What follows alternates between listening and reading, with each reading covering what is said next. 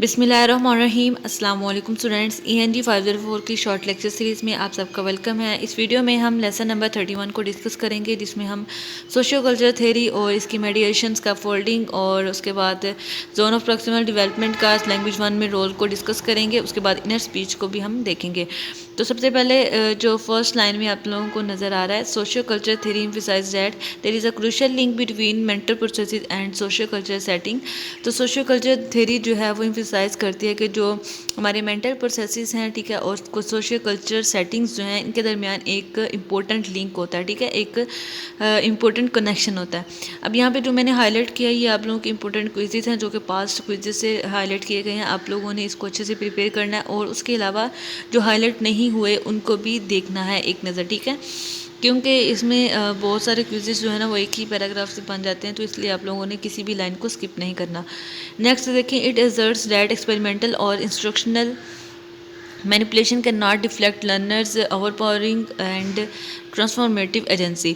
अब जो social culture theory है, ये एजर्ट करती है कि जो एक्सपेरिमेंटल और इंस्ट्रक्शनल मैनिपुलेशंस हैं वो उनको कभी भी जो है ना वो इस डिफ्लेक्ट नहीं किया जा सकता, ठीक है, उसको इस बात का इनकार नहीं किया जा सकता कि जो लर्नर्स की ओवर पावरिंग करते हैं और इनकी ट्रांसफॉर्मेटिव एजेंसी जो है ना वो हैं, ठीक है, इसको मैनिपुलेट करते हैं। This agency embedded in their personal histories inevitably becomes involve in their learning process. अब जो ये एजेंसी जो है, ठीक है, ये इनकी पर्सनल हिस्ट्रीज में एम्बेडेड होती है और इन्वॉल्व होती है इनकी लर्निंग प्रोसेस में। The theory argues that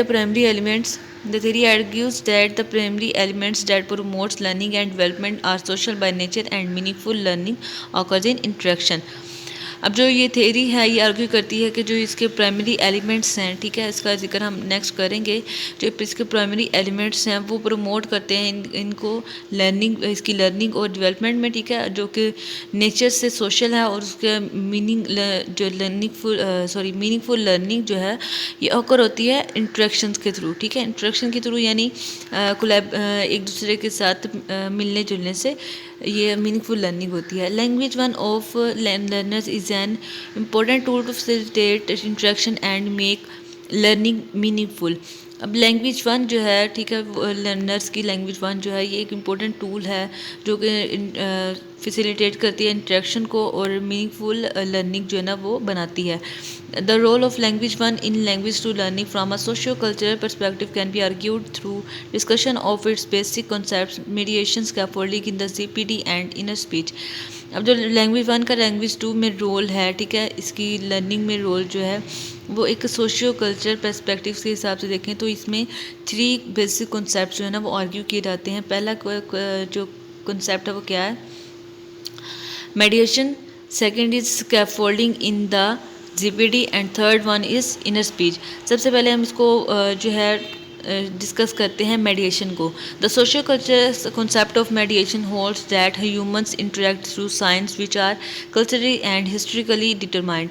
अब जो फर्स्ट कॉन्सेप्ट है इसमें जो है हम इसको इजी वर्ड्स में इस तरह से ले सकते हैं कि जो ह्यूमंस हैं, इंसान जो हैं, वो एक दूसरे से साइंस और सिंबल्स के थ्रू इंटरेक्ट करते हैं जो कि सोशली और हिस्ट्रिकली डिटरमाइंड होते हैं, ठीक है, यानी उसको सोशल और हिस्ट्रिकली जो है ना उसको समझा जाता है, ठीक है। Learning is mediated as the learners co-construct meaning through these tools of which language is the most important, ठीक है जी। उसके बाद आपने यहाँ पे लास्ट जो है करना है स्कैफोल्डिंग जो है क्या।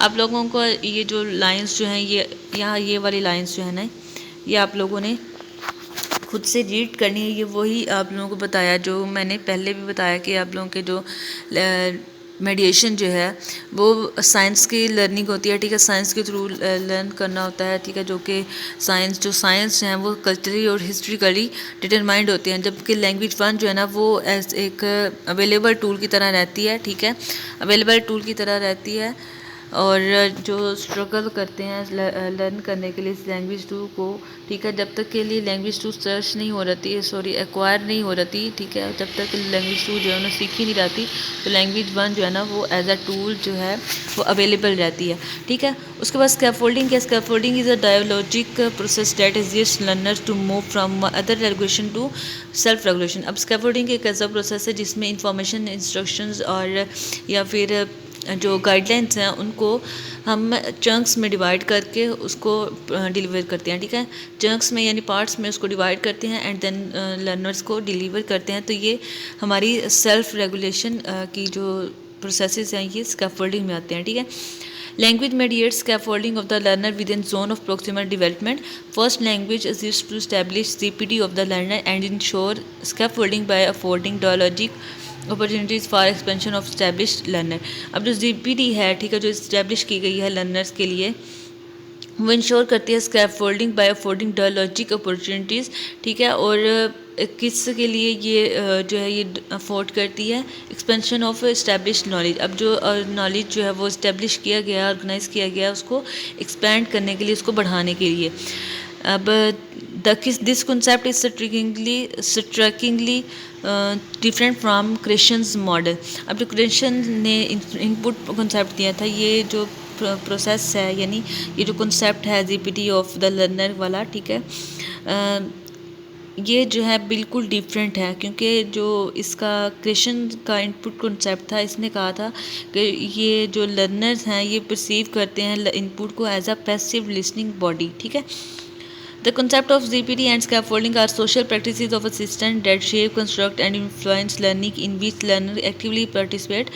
अब जो CPD है और स्कैफोल्डिंग जो है ये सोशल प्रैक्टिसेस हैं, ठीक है, जो कंस्ट्रक्ट करती हैं, शेप देती हैं और इन्फ्लुएंस करती हैं लर्निंग को, ठीक है। जबकि जिसमें जो लर्नर्स हैं, ठीक है, इस प्रोसेस में लर्नर्स जो है ना वो एक्टिवली पार्टिसिपेट होते हैं। यानी कि अगर देखें, मैंने इसका फोल्डिंग के प्रोसेस को 23 और 24 लेसन्स में इसको अच्छे से समझाया हुआ, तो आप लोगों को ने अभी तक वो वीडियो नहीं देखी तो उसको देख लें। इसका फोल्डिंग जो है एक ऐसा प्रोसेस है जिसमें चंक्स में इंस्ट्रक्शन जो है वो दी जाती हैं। मिसाल के तौर पे अगर आप साइकिल चलाना सीख रहे हैं तो उसके लिए आपको फर्स्टली आप डायरेक्टली उसके साइकिल चलाने नहीं लग जाते, ठीक है। उसको पहले जो है आपके जो गाइडर है वो आपको गाइड करेगा, आपको समझाएगा किस तरह से चलानी है, ठीक है। आहिस्ता आहिस्ता आपको स्टेप बाय स्टेप लेके चलेगा। तो जो स्टेप बाय स्टेप लर्निंग है इसमें लर्नर को एक्टिव होना पड़ेगा, ठीक है। जब तक कि आप एक्टिव नहीं होंगे, लर्नर जो है वो एक्टिवली पार्टिसिपेट नहीं करेंगे साइकिल चलाने के लिए, तो तब तक चलाना सीख नहीं पाएगा, ठीक है। तो इसीलिए जो CPD है और स्कैफोल्डिंग का जो प्रोसेस है ये सोशल प्रैक्टिसेस पे बेस करता है और इसके में जो लर्नर्स हैं वो एक्टिवली जो पार्टिसिपेट होते हैं, ठीक है। उसके बाद ये जो लैंग्वेज वन की वैल्यू है उसको कभी अंडर एस्टिमेट नहीं किया जा सकता इन प्रोसेसेस में। यानी कि अगर CPD और स्कैफोल्डिंग है तो इसको हम ये नहीं कह सकते कि जो लैंग्वेज वन है वो उसका कोई रोल नहीं है, ठीक है, वो भी इंपॉर्टेंट रोल प्ले करती है, ठीक है। इनर स्पीच क्या है? Inner speech is the third fundamental tool in learning conceptualized by socio culture theory. It exist in regulating internal thought, managing actions, appropriating and systematizing information and carrying out meta cognitive activities.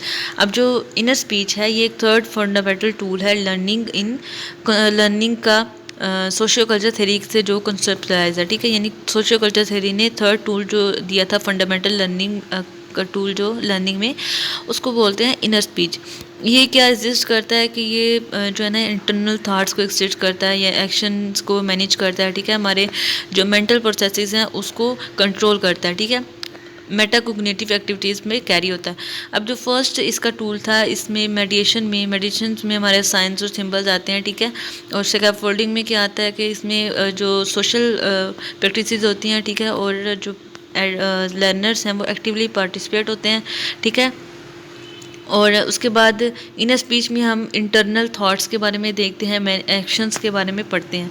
तो ये था आज का lecture. उम्मीद है आप लोगों को लेक्चर्स की समझ आ गई होगी। लेसन 32 से ऑनवर्ड जो है वो हम नेक्स्ट लेक्चर्स में इसको नेक्स्ट वीडियोस में कवर करेंगे। मिलते हैं नेक्स्ट वीडियो में नेक्स्ट टॉपिक के साथ। तब तक के लिए अल्लाह हाफिज़।